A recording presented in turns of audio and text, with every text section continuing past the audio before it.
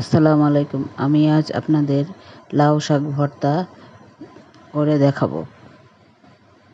তার জন্য আমি লাউ শাক নিয়েছি। লাউ শাকগুলো ভালো করে বেছে নেব আঁশগুলো। এবং লাউ শাকের ভেতরে ছোট ছোট পোকা থাকে, সেগুলো ভালো করে দেখে ভালো করে বাছতে হবে।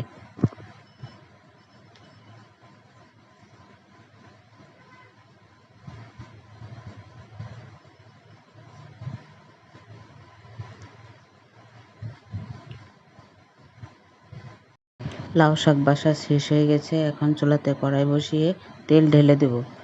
দিক দিয়ে লাউ শাক ধুয়ে নিয়েছি এবং তেল গরম হয়ে আসলে কেটে রাখা রসুন দিয়ে দেব।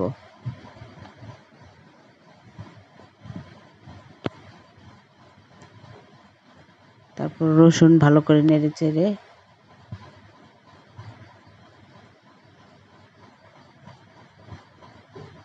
দিয়ে দেবো 4-5টা কাঁচামরিচ এবং সঙ্গে 3টা শুকনো মরিচ।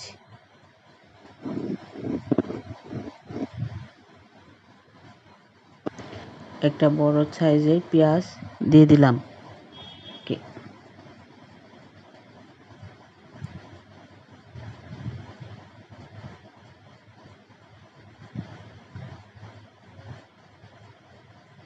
ভাজা হয়ে গেছে, এখন উঠিয়ে নেব।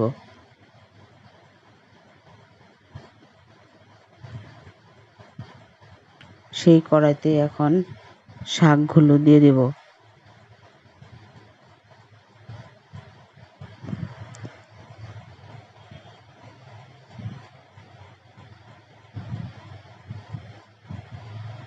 স্বাদ মতো লবণ দিয়ে দিলাম।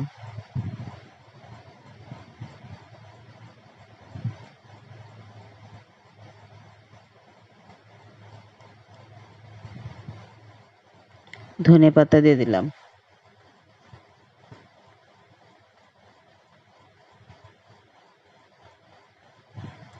এখন শাকের থেকে পানি শুকিয়ে গেলে, ভালো করে পানি শুকাতে হবে, শুকিয়ে গেলে নামিয়ে নেব।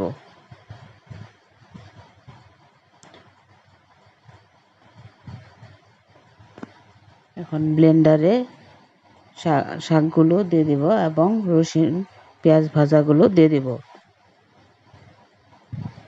সবগুলো একত্রে ব্লেন্ড করে নিব। হয়ে গেছে আমার লাউ শাক ভর্তা। দেখুন, দেখতে কত সুন্দর দেখাচ্ছে।